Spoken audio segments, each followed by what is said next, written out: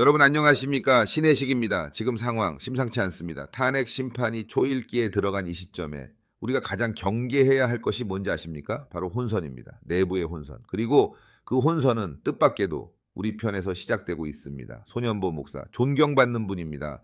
헌신하신 것도 많아요. 하지만 이번 발언 심각합니다. 중앙일보와의 통화에서 이렇게 말씀하셨죠. 만일 탄핵이 인용된다면 4.19 혁명처럼 나라가 새롭게 바뀔 수 있는 일이 일어날 것이다.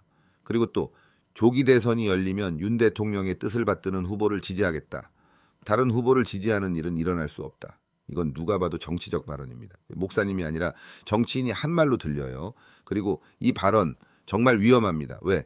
지금 이 타이밍에 조기 대선을 운운하는 순간 헌법재판소에 인용하라는 시그널을 보내는 꼴이 되기 때문입니다. 무슨 말이냐?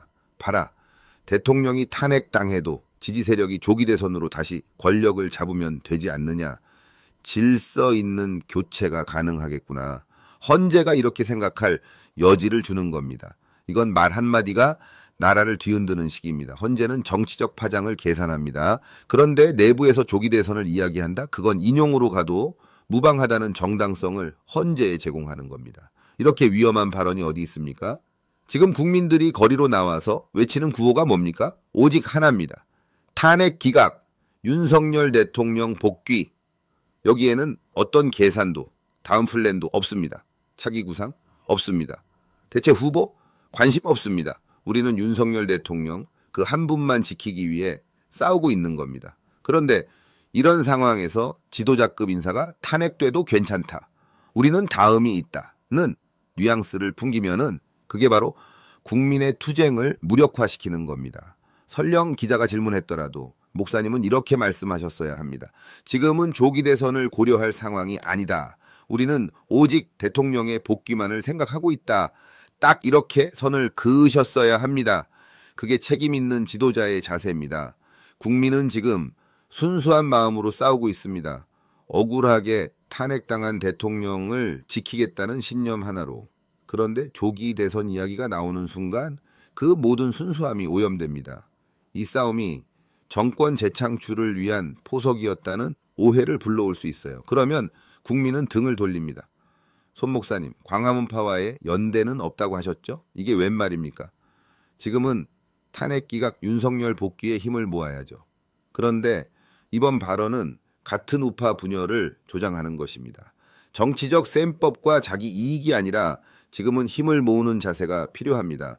조중동이 인터뷰해주고 힘 실어준다고 자만하면 안 됩니다.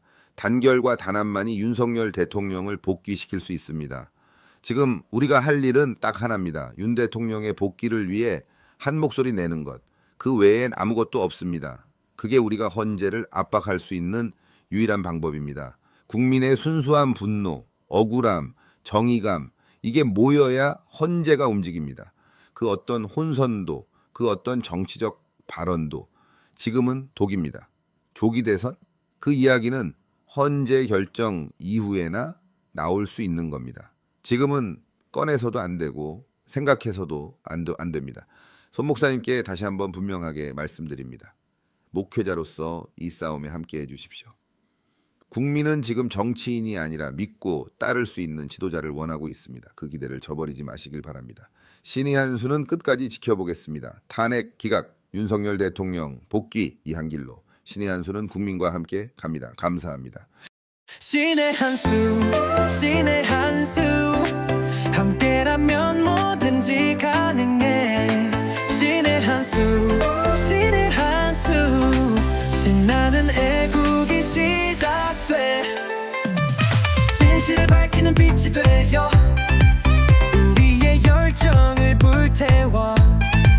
신의 한 수, 우리를 이끌어 끝없는 가능성 펼쳐질 거야. 신의 한 수, 신의 한 수, 함께라면 뭐든지 가능해. 신의